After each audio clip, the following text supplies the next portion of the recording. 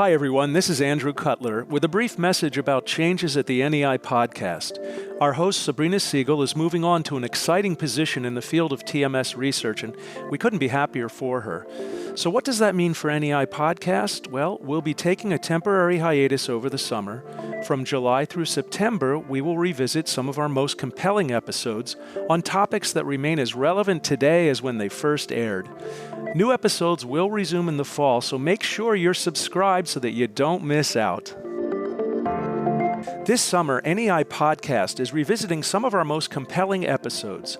In today's re-release, I interview Dr. Stephen Stahl about the dark side of neuroplasticity, or pathologic neuroplasticity, and what we may be able to do to combat it.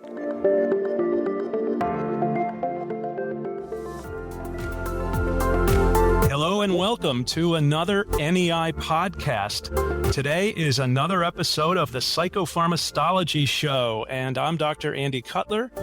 Our show is titled today, Dark Neuroplasticity, and this is the third part really of a trilogy. We started out talking about brainwashing, then we got into dark persuasion, and now we're going to talk about neuroplasticity. And with me, as always, of course, is Dr. Stephen Stahl. How are you doing, Steve? Great, Andy. Great to be here. All right. Well, we have been sort of talking around this one for a while, and really the idea of neuroplasticity is gaining prominence in our field. How should we think about normal versus pathologic neuroplasticity? Well, Andy, even though you and I are old guys, our brains aren't completely dead. Oh, that's good to hear. That's good to hear. We can't make many new neurons, but we sure can make new connections. And so neuroplasticity lasts a lifetime. Of course, you're making new connections furiously earlier in life, which, by the way, is the time of life when most psychiatric disorders occur. But then more slowly through the rest of life, there is continuing neuroplasticity. And I must say, we don't understand it very well. Mm-hmm. We are normally making and removing connections all the time. And that is probably the way the brain functions. It certainly is a good candidate for learning. But one of the things that's interesting is neuroplasticity, which is basically happening. We don't understand. One of the best examples of that is, do you know that at least in rodents has been studied where you can actually look at a female brain in the hypothalamus, and during the single menstrual cycle, there are a huge number of synapses made and then removed at the end. Made and removed. What's that about? And so that certainly is normal. And so you could call that normal neuroplasticity. Maybe somebody listening in today is having a neuroplastic moment, in case they were teaching them something. And that certainly would be normal neuroplasticity too. Yes. Well, let's back up even further. When we talk about neuroplasticity, we're not talking about creating new neurons. What exactly are we talking about? It's really connections. So that would be that, the old dendrites, and it's got a tree. And so those dendritic trees can actually proliferate, not unlike a bush in your yard or a tree in your yard. And so it branches and grows. And every place on that dendrite where you see a branch, there's actually an incoming axon to innervate that branch. And so that's occurring all the time. So it's only the making and losing of synapses that is considered neuroplasticity. As you mentioned, there are only very few places in the brain of an adult where any new neurons are made. So we're really talking about connections.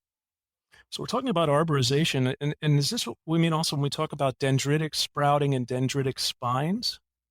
Right. Spine is, of course, a bump, if you will, right, on a neuron, and it's really the place where many synapses occur. Some synapses occur right on the base of the dendrite, and others, of course, on the cell body, and some even on the presynaptic neuron. But a lot of them are on these spines, and the spines actually have a head.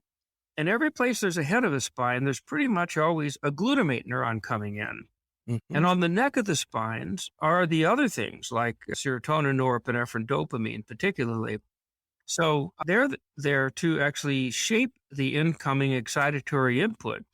And of course, if you had a neuron that's not receiving that information, somehow mysteriously, I guess so far, the bump appears and an incoming axon appears. Now, is that axon, where's it coming from? And is it the one that's making the bump be manufactured?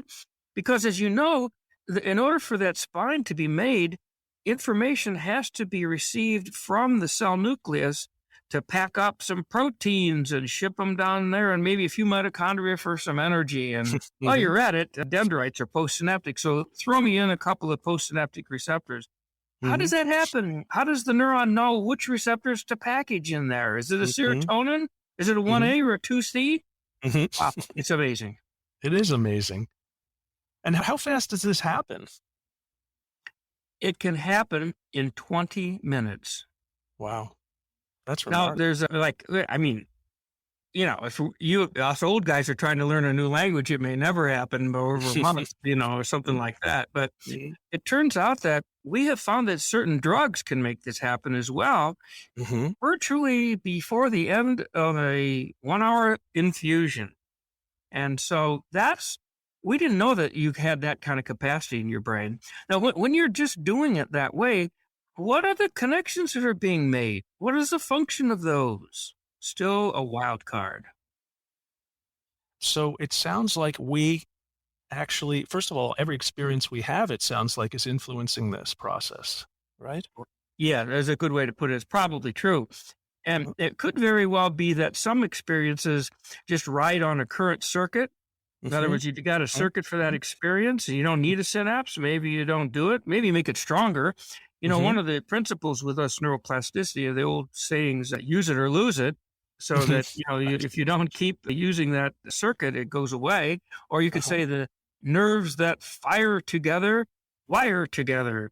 And so you could say every experience either probably strengthens a synapse. It may not form one, but new experiences probably do. Yeah. Yeah. So how else can we influence neuroplasticity?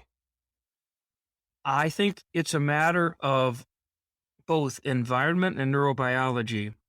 So learning probably has fairly profound changes. Experiences do, but so do drugs.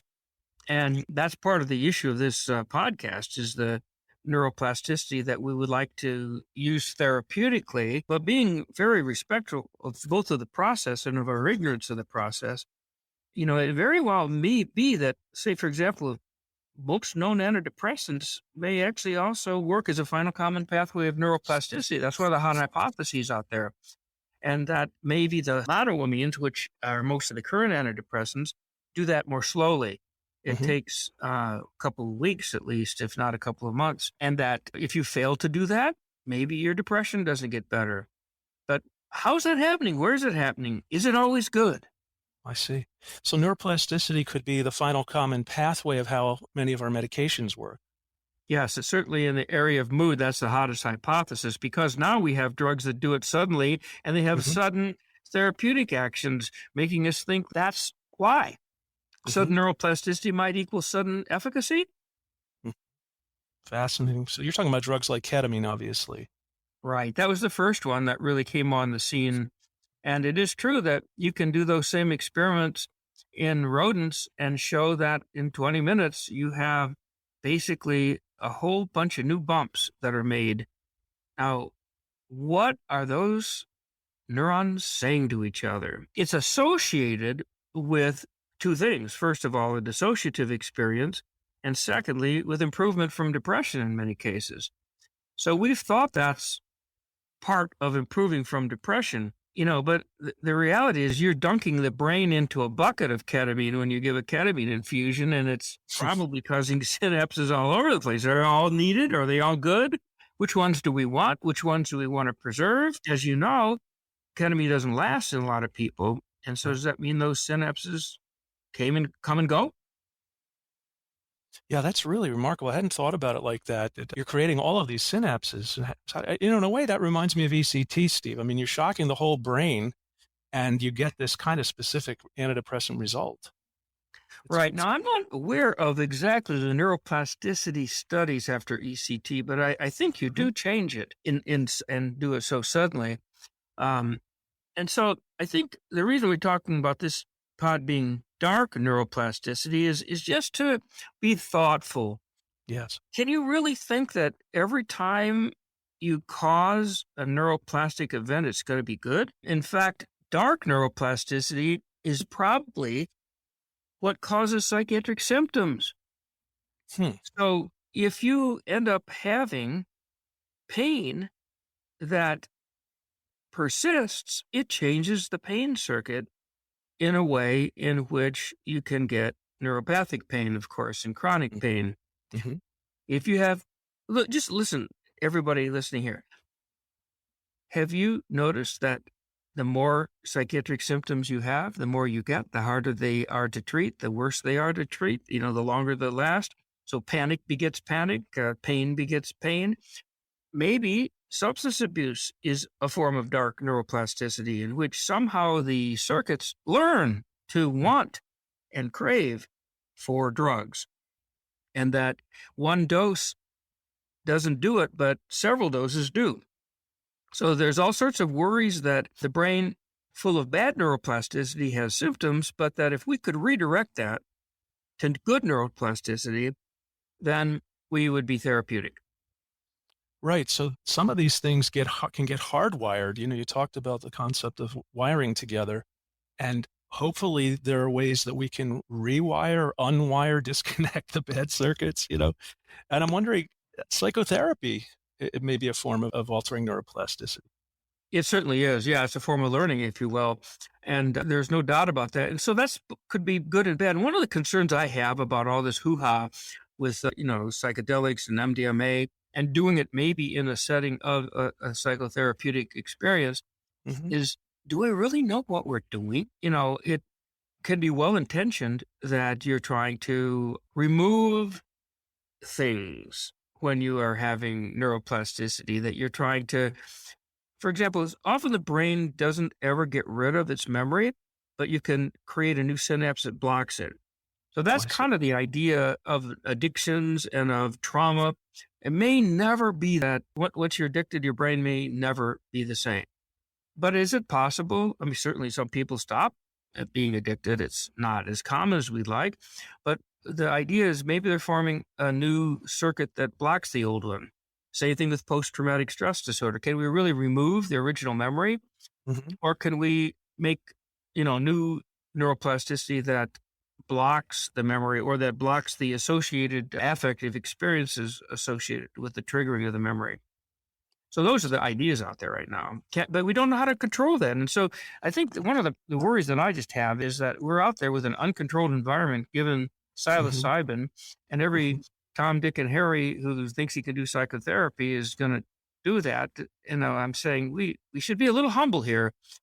Remember the book that is the basis of this whole neuroplasticity and dark persuasion triple pods that we're doing. Remembered that the first people who used dark neuroplasticity were the CIA to try to brainwash people. And are we doing anything other than sort of therapeutic brainwashing? Yeah, that's really fascinating. But you got me thinking about a concept here, Steve, when you talk about almost a scar forming in the brain with these negative circuits. And so it's there, and we're just trying to manage it and work around it, I guess, or cover it up. Right. So, to what extent is that scar reversible, or can it be compensated? We don't know, but we do know symptoms go away. And so wouldn't it be nice to do that on purpose and to actually control it? And so, all these new drugs that are out there, whether it's the hallucinogens or it's ketamine, or it's even rapid onset with some of the GABA drugs, how do they do that? And is it all good? And is there any way we can screw it up? I mean, one of the things I want to make sure is that we don't, in the service of trying to be therapeutic, do something inadvertent that is actually bad neuroplasticity. Because as we just talked about in this podcast so far, there's a such thing as good neuroplasticity and there's a such thing as bad. That's so true. And you got me thinking also developmentally, that period early in life when you have so many synapses form and then they get pruned down. And it got me thinking, you're right that a lot of these things we're talking about are just forming almost indiscriminate synapses. And how do we prune them? How do we direct them? And how do we get the healthy ones to form? Right. And that's a really good point. Is it possible that you want reverse neuroplasticity? The memory of that bomb that went off that made me upset Yeah. in Vietnam, I'd like to have that one pruned, please, sir. Yeah. And I don't know how you do that. But you're right. Sometimes the synapse is actually inhibited and sometimes it's pruned. As you and the audience probably remember, is that your brain furiously wires during birth and the first 6 years of your life. And then somewhere in the adolescent period, your brain assassinates 50% of its synapses. What? That's a crazy way to manufacture a brain, but that's what we do.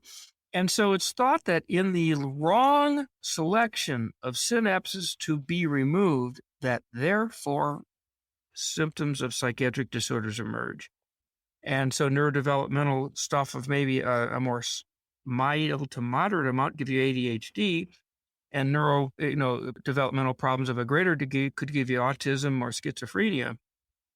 Now, if the brain unwired that way, could we rewire it by both getting rid of bad synapses and making new ones? We already know that, if you use it, you make it. So that's why, practice of things and doing things that repeat will tend to make a new synapse. And that's why it's possible to do that. But when you take a dose of psilocybin, you make a whole bunch of synapses without doing anything. That is scary. You got me thinking here. My wife and I are taking dancing lessons, and we have a lesson tonight. So I've been thinking about this, about how am I forming these circuits and getting this to be more second nature, because right now it's really awkward. Well, you're right. It's a motor memory. There's no question that you make motor programs, and the brain is actually a bunch of little programs. And so whether it's a motor program or a mental program, and so what we want to do is understand it, shape it, and make sure that we don't do bad neuroplasticity and that we enhance the durability. Because one of the funny things, not really funny, but interesting funny about this neuroplasticity is that in some cases it seems to endure. Have you ever heard of a drug that you could give for 2 weeks and then you don't need to take it anymore and it still works? That would be great. I have not. And it looks like there are candidates for that. The various NMDA antagonists, some have been studied, like S-methadone, for a week or two, and then it has enduring effects. Certainly the zuranolone, it works for 2 weeks, then you stop it. So, there have been questions of who responds and who doesn't. Who needs to be rechallenged? Lots of new questions. But, look at the potential here. A lot of people are looking at some of the zuranolone data and saying, well, it's not that big an effect. And by the way, if you're testing it against an SSRI, the SSRI catches up with it. But what I say is, anybody on this podcast ever treat adolescents, particularly? Tell me which adolescent likes to take antidepressants, And so what if you had an antidepressant, had very few side effects, you only took it for 2 weeks and it kept working? Wow! That'd be great. So, the reality is there's new ways to begin to think about things. And so understanding neuroplasticity is the neuroscientific basis of what I just talked about. What drug do you give? When do you give it? Do you give it in a setting where you have to do psychotherapy? Who can get the best benefit out of it for fast onset and durability after the drug stops? That is now all possible through neuroplasticity. We don't understand it completely, but that's possible. Yeah, that really is the question, isn't it? How durable is neuroplasticity? And how can we impact this? Especially in what happens during the aging process? Are we losing things? Are we still able to form new circuits and new connections? Well, I don't know. We'll find out if you actually can learn how to dance in the long run, but it's possible that you can do that. Yeah. And hopefully people on this podcast are learning too, and they haven't given up on their neuroplasticity. No, my wife during COVID started taking some Spanish lessons online too. She's learning Spanish. So, this sounds like a healthy way to adapt and cope here. There must be other ways to enhance and preserve our circuits. And I'm thinking, for instance, exercise and antioxidants and diet and having positive experiences with friends or meditation or yoga. What do you think about all these ways to maybe positively influence? Well, I think it's empirically been shown to be the case. But again, we don't know how to control it very Hmm. much. But there's no question that if you have immune inflammation in your brain, a lot of this stuff is not going to happen. Hmm. So if you exercise, it's interesting you brought that up because people say, well, what kind of exercise? You mean like learning Spanish, or doing a kind of a puzzle over and over again? Some of these cognitive gains, is that cognitive exercising? I'm going to be able to keep my circuits. And the funny thing is, not really. Mm. Those things that are cognitive exercises, if you want to call them that, tend to make the task that you're doing get better, but it doesn't generalize outside that task. So you can get really good at your dumb game, but it's not going to help you remember license plate numbers or whatever. On the other hand, exercise is ubiquitous. And there's something about exercise that causes neuroplasticity. Go figure. Physical exercise. Physical exercise, yeah. Yeah, well, we know there's many benefits to physical exercise. Obviously, you're releasing endorphins and cannabinoids and improving, just like any muscle, you exercise, you get better blood flow. So Right. there's got it. And there's antioxidant properties and anti-inflammatory properties. So Clearly, setting we the all know stage with this. good health is an exercise and diet and not having the metabolic syndrome where you have a lot of Hmm. Hmm. inflammatory stuff going on. That Hmm. all kind of sets the stage. And Hmm. then there may be things that you can do without drugs that are just more Hmm. psychotherapy. When it works, it probably does cause neuroplasticity. It's got me thinking, though. I mean, as you said, there's many well-meaning therapists out there, but I wonder if there are certain forms of therapy that are not good, or maybe not good for a certain kind of patient. There is a lot of this matching thing that we just don't know. Yeah, I think we have to just be careful. I mean, remember that again, get back to the CIA tried to use this both for brainwashing, which means changing a communist to, somebody that's a capitalist or whatever. Um, but, maybe, the Republicans and Democrats get a hold of this. They'll try to change our, Each thinking other. to the other party. So it's possible that that's kind of ridiculous, but it's possible more likely that, just some journeyman psychotherapist inadvertently, is introducing something that's either not helpful or possibly damaging. And we want to avoid that. And so there's a lot of questions about how to use these drugs.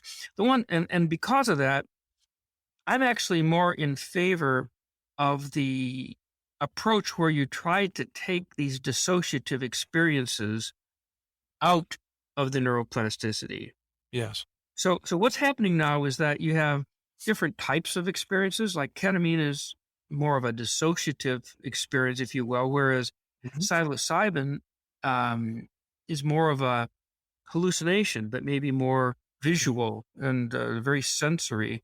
Hmm. Where finally you've got things like MDMA, which is maybe a warm, fuzzy feeling type of thing. Right. And pathogens, yeah. Um, and so those are different experiences. And so is it possible, but they're all associated with neuroplasticity. So is it possible that, the different biochemical mechanisms, but they do all cause branching within 20 minutes type of thing in a rodent model? Is it possible to have the branching without the experience?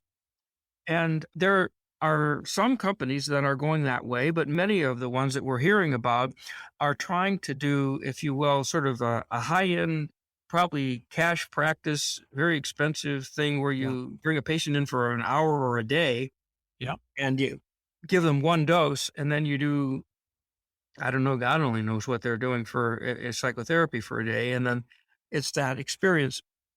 I don't know, Andy, I'll ask you this.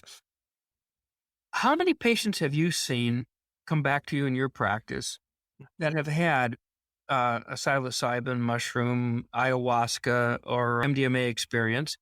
And I would say I can think of at least 20 patients that have all come back to me and said, "Oh my God, that was the most amazing experience I ever had. It was life altering." And it's Yes. going on around. Hmm. Meanwhile, back at the ranch, I'm still treating them for their treatment resistant depression. And Right. so I don't Right. see any connection of the dots. But you Right. talk to those people, they actually think they Yes. got better or that Yes. they wouldn't have substituted it. So there's Yes. something profound about the experience Yes. but I'm But not of sure it has course, anything to do with neuroplasticity that cures them. well, of course, we don't know that the experience is essential to this process. There are companies now developing what's called second generation psychedelics that don't have the experience. And certainly you mentioned S-methadone, and there's also others in development that work through NMDA but don't cause the dissociative experience. Well, I'm voting for those so far. Yeah. So it may not be necessary. It may not be a necessary part of this neuroplasticity process. It could be that the brain is a homeostatic organ, and that means it wants to maintain calmness, general normality. And if given a chance to go back to normal, maybe it would tend to do that anyway. So if you just kickstart neuroplasticity, my blind, maybe naive hope is that the brain would know what to do in order to try to help cure itself. And there's also this thing called allostasis, which is when the brain usually gets into trouble, okay, in which case one circuit goes out, then another one, and then another one, and another one. And that creates the syndromes of DSM. So first you have guilt, then you have insomnia, and then you have, sadness, etc. And then you have major depressive disorder. So that's a bad, vicious cycle. It seems that maybe neuroplasticity begins to trigger a virtuous cycle, so that one thing gets better, then another, and then another. And I don't know that it's the case, but if there were a way to try to do that on purpose and to figure out how to help that process along, and then to do it. So some people think you have to dose these neuroplastic agents weekly or something like that. Some think you give it a week or two and then stop. And then if the patient doesn't remit, then, or they poop out, then you hit them again with another dose. All of this is still in process, but whether, we know how to do it, and I don't think we do, what the audience listening here should know is that your brain can actually change all the time with experiences and medications. And if we could harness that, we'd be better psychiatrists. No question about it. No doubt. I'm thinking too about this. You're talking about this model of intermittent treatment that certainly we know zuranolone, they're using that model. It occurs to me a lot of treatment in psychiatry probably is intermittent anyway. If you look at prescription refill data, people are stopping their medicines all the time. Only your patients, my patients take their medicines. 100%. Actually, we all think that, don't we? Is it my patient? And the patients are all fooling us. Well, I've actually changed my practice. I've actually now started going with that wave. And I tell people, look, the odds are you're going to stop the medicine at some point. That's fine. Just get back in touch with me. Let's get started again as soon as we can and prevent the crisis from happening. I mean, that's just human nature. Well, there is an issue of a movement in our field called deprescribing. And actually, funny enough, I'm supposed to be a psychopharmacologist to see complex patients. And many times my consult is to stop some of the meds. Yes. I've said that many times. I feel like I've done more good in my career stopping medicine than starting medicine sometimes. So there's a lot of, basically superfluous medication, gratuitous prescribing that should be stopped. And yes, people start and stop, but there's also a question whether, long-term antidepressants actually either get tachyphylaxis or that there's a poop out or recurrence despite the continuation of the drug. Right. So I think we have to be minded about, how long we should give medicines. And I'm very excited about the possibility that you could pulse people. And then, if you're highly motivated and you're suffering, you're probably going to take all 2 weeks of your medicine, even a teenager. And so, so the issue is that's going to give you a lot of compliance, and we could work with that. Yeah, I think so. But you can also have me thinking, Steve, what are these combinations of medicines doing in people's brains? You've talked a lot about the concept of rational versus irrational polypharmacy. What is happening in the brain of people who are taking all these different medicines? Well, I think sometimes bad things in the sense that you have gratuitous, talking to receptors you don't need. But on the other hand, the brain works in circuits. Circuits are connected at synapses. And if you've got a circuit with, say 12 synapses in it, you might have 12 chemicals. So on the one hand, you don't want to be irrational, just throw stuff at people, clearly. But on the other hand, if God commits polypharmacy, why can't we? And so the natural thing is, and believe me, there was a paper that came out recently that suggested that combination antidepressants work better than single antidepressants. Mhm. So there may be some wisdom to doing this somewhat rationally, in which case you're trying to get what I call bad math, synergy, where you have a circuit that you're trying to get to perform in a better way. And if you hit one node at that circuit, it helps a bit. But if you could hit another node downstream with a different neurotransmitter, you'll get synergy where the total output's greater than the sum of the parts, and the patient gets much better. So I'm a great believer in synergy and in co-therapy and trying to do this rationally. But the usual way that this happens is that somebody starts a drug, gets a partial response, and they're afraid to stop the drug. So they add another one. They get a little more response. They don't want to stop either one of them. Pretty Mhm. soon you're on 6. Yeah. Well, it does make me think, though, what's the most effective antipsychotic we have? Clozapine is very multimodal, and we don't even understand how it works anyway. So I, I had a professor, you love this, who used to say I was training at the dawn of the SSRIs, and they were talking about how great these, selective and clean and all of this. And he scoffed. He said, dirty drugs are better.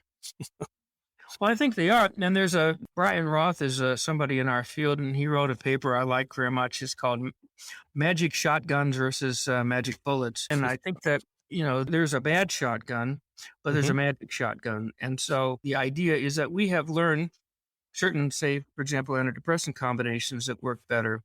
And then this one story suggested in this paper I just was quoting that an alpha 2 antagonist put together with a reuptake blocker was the very best among all the combinations that they had. Right. You're And talking about the mirtazapine, yeah. yes. So, and then in the area of antipsychotics, the idea would be certainly you need D2 antagonism, but some serotonin antagonism helps. But on the horizon, there's the possibility of adding, trace amine agonists or acetylcholine muscarinic agonists to D2 antagonists to make more synergy in this circuit. And the question is, as the symptom abates, do we get adaptation of neuroplasticity? Mm. And I also think that, although it's not as well documented, I think the opposite is, which is that the longer you're out of control, duration of untreated illness, the worse your symptoms get and the harder they are to treat. So when people start and stop medication, there was an article that came out recently that suggested that atypical antipsychotics don't work as well for the 3rd and 4th episode. Yeah, I saw that, yeah. And so maybe that's because we don't know, because there's no way to really do ethically this experiment. But what if you had a group of people who had early onset illness and they took the drug for 5 years, and another group that stopped it 3 times in 5 years? We do know that the group that starts and stops it over 5 years is going to be worse than they were at the beginning. But had they taken their drug all 5 years, would they be better off? We don't know that yet. Well, certainly we've all had that experience of patients, for instance, who took an antidepressant, responded, and they come back and we try it again years later and it doesn't work as well. And, you talk about duration of untreated illness. There's certainly a very strong literature in the psychosis literature. They call it DUP, duration of untreated psychosis, very clearly correlates with worse outcomes, particularly early in the illness, as you mentioned. Yeah, I think that anybody listening to this is going to be, interested in trying to remove symptoms and make sure that I always tell my patients, you get more credit in heaven for the number of symptoms you didn't have rather than the number of pills you didn't take. So some people want to count the number of pills they take, think it's virtue if they take fewer of them. I say, no, don't pay any attention to the number of pills you take. Count your symptoms. And when the symptoms are getting better, you won. Yeah. I think this also brings up the idea of why it's so important to treat aggressively early on. The earlier maybe we can treat, maybe the more we can influence this process in a positive way or prevent the negative part of it. I think there's no question about that. And sometimes that puts mental health providers in a bad position because often we don't see the patients early. We see the patients after failures. That's right. And so, the cat's out of the bag by then, and it's too many cases. But it is an argument also in favor of, for instance, long-acting injectables and other ways of enhancing adherence. Look, until proven otherwise, I'm going to think that a long-acting injectable to keep somebody from having more recurrent psychosis is going to be better than allowing that person to, recur and recur. And so we actually have programs in the California Department of State Hospitals where we're trying to decriminalize mental illness and to take people and provide them housing and medications. And of course, you can't do that involuntarily unless they've committed a crime. But if they have committed a crime, you could make them essentially take medicines and stay in housing instead of be unmedicated and homeless. And we're trying to see if that facilitates outcome. But, I think a lot of cases, particularly in the area of psychosis, we're treating stage 4 cancer. If you allow people to go chaotically up and down and live on the streets and take all sorts of drugs of abuse, in the case of psychosis, marijuana is a very bad one. And then you have them. I just saw an article this morning that said people, clearly are dying of cardiovascular disease with serious mental illness. I thought, no, duh, who didn't know that? So, so all these things are happening to these folks, and maybe that has something to do with medications, of course, but we do have options that have a lot less of that. And of course, if you have a lifestyle that's off the street and in housing, it's possible that you can mitigate that. So I think that we need to treat the hell out of people early. I totally agree. It is hard, though. It's early on, especially in these illnesses, people are in denial and the illness affects their insight and judgment. And nobody wants to take our medicines. No. So it is a big challenge. But certainly from the neuroplasticity point of view and the things we're talking about, we need to be more aggressive. We just need to not give up and not be nihilistic about this and just try as hard as we can. Because it gets back to our theme that if you don't, bad neuroplasticity is working against you. Okay, let's talk more about that. The title of this is Dark Neuroplasticity. So what do you think is going on there with the I think the brain learns how to have mental illness, and I think our treatments help you forget it. And so I'm in the treatment business, so I want to learn how to forget. What did I just say? I want to learn how to forget? Yeah, that's what I want to do. And if I can figure out a way to reverse dark neuroplasticity, then that's good. Because it's possible that, we're just symptom suppressing, but it's actually more than that, because if symptom continuation creates more efficient processing of information, and it gets it worse. And symptom suppression is actually potentially curative.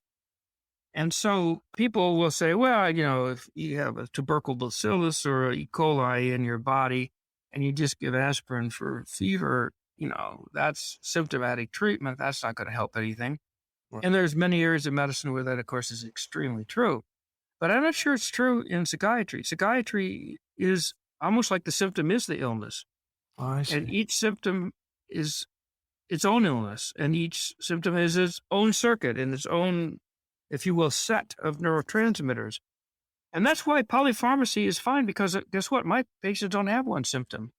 They have many symptoms and many abnormal circuits. And they don't all use the same neurotransmitter. Each circuit has several, but the several of symptom A are not complete match of the several of symptom B. So it does make sense to try to modify those symptoms as needed to suppress them and to help the circuit essentially stop learning to be abnormal. It's as though it gets used to that. Say, oh, this is great. I'm having pain all the time. I like pain. I'm having pain when there's nothing, input stimulus. It's just pain that's generated from inside the circuit. I'm having anxiety. Nothing's provoking it. I'm just anxious. Well, that's not good. And so to teach that circuit to stop that, stop activating that, anxiety is a good thing. Everybody has to have it once in a while. You have to basically, keep that saber-toothed tiger from getting you. And so it's been in our DNA for a long time, but to have it, firing, false alarms all the time, it's not good. Clearly. That's an excellent point you're making, Steve, that psychiatric illness very often is an exaggeration of normal moods or normal emotions or normal symptoms to some degree. Depression is important. Grief is important, obviously, to reconsolidate and get on with it. And even to some degree, fantasy and dreams in our unconscious, if that's exaggerated, that becomes psychosis. Well, I'm having fantasies and dreams just talking to you here. This is my fantasy world. I love doing that. Be creative is a form of being nearly, if you will, pre-psychotic. It's Yeah. exaggeration, but, Well, I think it's all good for us. And you're right that the same circuits that serve us so functionally can actually be a disservice to us if they're out of control. And that's why we want to try to modulate information processing so mhm. that we don't suffer. Well, that's an interesting question. So, how much of this is creating new circuits, and how much of it is modulating circuits that are already there? Well, I think that symptoms play upon circuits that are already there, and Hmm. treatments play upon abnormal circuits that are already abnormal. Okay. That's the way I put it together so far. So, let's talk then about treatment resistance and kind of the ingraining of symptoms. Is this result of new pathological circuits being enhanced, or is it burnout of healthy connections? You see what I'm saying? Well, it could be all those, but what I have in mind more is really strong synapses where they shouldn't be. Okay. Again, the nerves that fire together wire together. And one of the ways to do that, you can measure NMDA receptor density or an AMPA receptor density at glutamate circuits. And the more that you use it, the more dense, particularly AMPA, is. And so that's a bad thing because, the brain is always remodeling as well. We said it's neuroplastic, but it goes in both directions. You're destroying synapses and destroying connections Hmm. all the time. You may not want to remember what your third grade teacher's dress looked like, on Christmas Day. Yeah. Yeah. There's useless things or memories you want to get rid of that are just junk in Yeah. your brain. Yeah. You want to Um, clean out your hard drive. Clean out the hard drive Yeah. and the junk, what they call your junk box. You Yeah. want to take it off. Defragging it. Yeah. So that's happening. So you want to do it in a way that's helpful. So if you use the circuit too much, it's not going to get emptied. That circuit is immune to being eliminated from neuroplastic, Hmm. loss mechanisms. Hmm. And so you have to stop the circuit from operating and firing so much. And that's maybe where the symptom removal. So it's possible that you're not really directly affecting neuroplasticity. What you're doing is you're suppressing the symptom and allowing the circuit to react. I'm not using it as much, so I'm going to lose it a bit. So the idea is don't use it, therefore lose it. That's one of the ways. That's why it takes time. That makes sense. Addiction is similar to this, as we talked about, and we're thinking addiction may be bad neuroplasticity. Is this a form of diabolical learning? Where, Yeah, now that's what I call it, isn't it? yeah, It's yeah, evil learning. The circuits have the ability to learn evil things. yes, Yeah, and I think that we all have that potential. What's interesting, psychosis, ADHD, maybe neurodevelopmental, some of the hmm, highest genetic loads of hmm, anything we do in psychiatry. But anybody can get addicted to alcohol. Now, hmm, there certainly are probably going to be factors about risks for hmm, exposure to alcohol causing hmm, more addiction in some than others. yeah, But you take a normal person and feed them enough of a drug, they're going to change. And so I think that bad neuroplasticity, evil neuroplasticity is interesting because it sort of morphs. It starts out with things like, boy, this is fun, to a Pavlovian dog. So hmm, you want to have this a Friday night, you want to have a party, you want to get high, and that's fine. It goes away, and maybe you live happily ever after. But after a while, if you do it too much, every time you pass a bar, you crave, and you walk into the bar, you drink.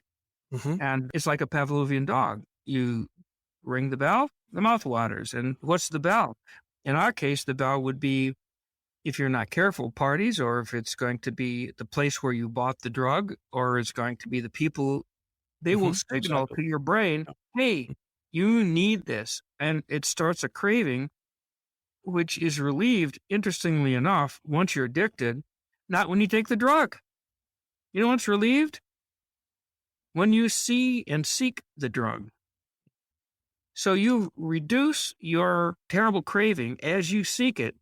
And there are even PET scans showing that when you first take cocaine, for example, your dopamine lights up as soon as cocaine hits your dopamine neurons in the brain, right? Right. After you're addicted, it lights up when you fondle the pipe, Mhm. when you crush the crystals, when you A cigarette smoker, when they smell the pack of cigarettes, when they feel it, when they're ready to light it, sometimes when they feel a coffee cup, because they always have a cigarette in between two Right. fingers when they're drinking coffee. So those things are hardwired at that point. I They're see. very neuroplastic that's caused that. And so we don't know how to change that other than forced abstinence, which we hope that, again, you use it and lose it. Well, then you stop using it and then you lose it. But who can do that for 6 months? And people can't do it. Yeah, and what's also fascinating along these lines is that, almost everybody, Steve, not you, I know, but almost everybody has experimented with drugs or tried drugs. And some people can take it or leave it, and some people go, whoa, I really like this. My brain needs this. So there probably are some genetics involved to some degree or predispositions. Yeah, and it also depends on whether you're in a bad place in your life. That's true. So, some people like the fact that you are leaving your woes behind. How many people do you know that are daily marijuana users that want to be in a blue haze all the time rather than live their life? And Oh, yeah. They swear it helps them, which is unfortunate. But we're talking about here, when you're talking about addiction, we're talking about, again, something that's critically important to our survival, and that's normal. That's the motivation, pleasure, reward circuit. So it just gets hijacked here. Right. So what you want to do is try to align that system with earning a living and having a stable marriage and a good family life and balance. And so those things become, if you will, habits. That's the Pavlovian dog as well. Mm-hmm. Some people may not realize, oh, it's 5:30 in the morning. I see that it's still dark outside, roll over. But some people say it's time to get up and run, And so the idea is that you do have habits, and those habits can be good or bad. And the bad habit is, I see a bar and I got to go in and drink. You're talking about forced abstinence. When you're talking about a drug of abuse, that's certainly possible. But to me, one of the most diabolical addictions is eating disorders. You have to eat every day, so you have to be exposed to your drug of choice. Wow, that is a very true statement. And it's very hard to treat that in even the more milder forms. That's why it's so hard to diet. If you could just stop eating, maybe you could lose weight. But of course, you can't do that. And so whether it's even a binge eating disorder or, basically bulimia, which are, basically disorders, or it's just the overeating of people who in a sedentary society, these are very hard things to manage because you can't stop it. At least you can stop. I mean, you can. It's interesting. Most addictions are not thought by addiction experts to be treatable if you step down. You gotta generally stop it. I'm not sure I agree with that, but it's really the rare person who can become a social drinker after being an alcoholic. That's true. No, that's a good point. And it could be that's just overdriving the circuit too. It's really a matter of moderation. Yeah, moderation. That's a curse word to me, Steve. It really is. Well, there's an old saying I remember from Benjamin Franklin. He says, "Nothing to excess, including moderation." That's terrific. That is great. Well, we talked about some bad neuroplasticities. We talked about addiction. We talked about treatment-resistant mental illness. What about, you alluded to chronic pain earlier. Let's talk a little bit about that. What's going on? Well, it's very interesting. If you have pain and it goes away, then that's not so bad. But when you have persistent pain, it causes as a well-known phenomenon in the spinal cord called windup. And you end up getting neuroplastic changes. In fact, one of the earliest documentations of neuroplasticity was in the dorsal root ganglion in the spinal cord after chronic pain. Interesting. And what happens, I don't know why would the brain do this, but it decides in the spinal cord to make it easier for pain to come in. And so pain moves from, let's say, your diabetic peripheral neuropathy, which hurts because you're dying back your fibers and they're neuropathic and painful, to the spinal cord, and then up, of course, you remember your anatomy, to the thalamus and then to the cortex. At each stop station there along the way, there's a synapse, and that synapse becomes neuroplastically enhanced. So much so that if you don't believe me, you can cut the legs off of a diabetic and they still will have their legs hurt. That's right. Phantom pain. Because the area that used to be innervated by the feet that used to be there is topographically represented in the spinal cord, the thalamus, and the cortex, and it's still there. And so the pain has moved neuroplastically from the periphery into the brain. I see. It metastasizes. And so how do you undo that? Well, I guess what doesn't do it? Taking opioids every day. We've played Yeah. that experiment, the chronic Yeah. opioids. A funny thing about that, not really funny, but how it's opioids probably only work for 10 days. Yeah. And then in chronic pain, it probably works a little bit, but boy, it doesn't work much better than a lot of things with other mechanisms. And that's because it's really not the acute pain pathway that's being activated. It's this neuroplastic, if you will, diabolical one. And so, Is we this don't why really know how to undo it, though. is this why sometimes anticonvulsants can help with this kind of pain? We think so. I think that what people are figuring out is that these nerves are firing, even though it's not like you're taking a hammer and whacking your toes with them and it's a new pain is coming in. Mm-hmm. So why does it feel like your toes are burning? It's because the nerves are firing. And so anticonvulsants tend to suppress neuronal firing. Gabapentin, pregabalin are good examples of that. Sure. All right. You mentioned earlier, this was one that went by quickly. You mentioned earlier about menstrual cycles in rats and neuroplasticity. Does this happen in humans too? Well, we don't know, but we assume it does because it's very much related by estrogen. In this case, those specific synapses are enhanced by estrogen, and then they're assassinated by progestins. And you go around and around. Now, you can anthropomorphize that and say that these might change, and be involved with PMS or, mood fluctuations during a cycle. Who knows? But it is amazing that it's profound, it's sudden, and it's reversible. And it's just a general property of these neurons. And it looks like most neurons have that property. And if we can awaken them, it's possible we could cure. However, if we awaken the wrong ones, it's possible that's the pathophysiology of making a mental illness. Mm-hmm. So this is probably both the cause and the consequences and the treatment for our whole field. And we're doing very little to figure out how to control it yet. Exactly.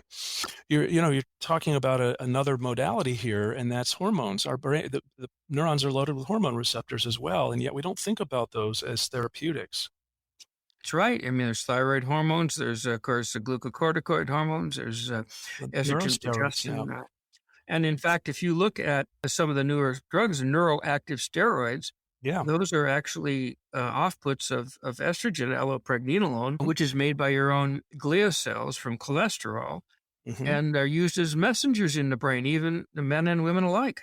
Really incredible stuff. So one of the messages I guess we want to leave our audience with is it's a very exciting time, but at the same time, we need to be a little scared here and a little bit afraid of some of the things that we're capable of. It's a great power we have here to influence neuroplasticity.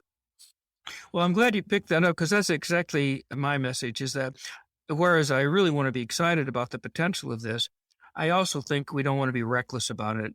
And, doing psychotherapy in people who are vulnerable because we've rendered them that way because they just took a dose of a neuroplastogen, just be careful. I'm not saying don't do anything about it, but realize that the brain has both good and bad neuroplasticity, and you certainly don't want to be part of the bad. So do the best you can, read the literature, keep up, use common sense. Don't become arrogant about thinking you're more powerful than you are because we're really quite ignorant, but it doesn't mean we can't progress, and certainly in a research environment. Yeah. Well, I want to finish up with talking about something that also you alluded to, and that's the fact that we're really on the cusp of what I would call the third wave of psychopharmacology. The first wave, obviously, in the 50s and 60s was the first generation antipsychotics, the TCAs, the monoamine oxidase inhibitors. And then I certainly started my training around the dawn of the second wave with second generation antipsychotics, SSRIs, SNRIs, and the like. But we're now on the cusp of going even beyond monoamines to talked about ketamine and glutamatergic agents. You mentioned the muscarinic cholinergic agonists, the new TAR1, the trace amine associated receptor agonists, and then you talked about the GABAergic drugs. This is very exciting, but along with this comes the fact that we may be inducing this neuroplasticity in a very rapid and, as you said, nonspecific way. Good point. And most of what you just mentioned there are mechanisms to induce not only neuroplasticity, but to do it suddenly. It's possible the old monoamines do it and do it, but probably more slowly. So these maybe, who knows, are they the same things that get turned on and triggered? Are they just faster? Right. So we don't know. Well, that's what I wonder, Steve, exactly. Are we talking about the same pathways, for instance? Are we influencing the pathway much further downstream somehow? We're just sort of cutting to the chase faster, or are we kind of going through a different pathway somehow to get there?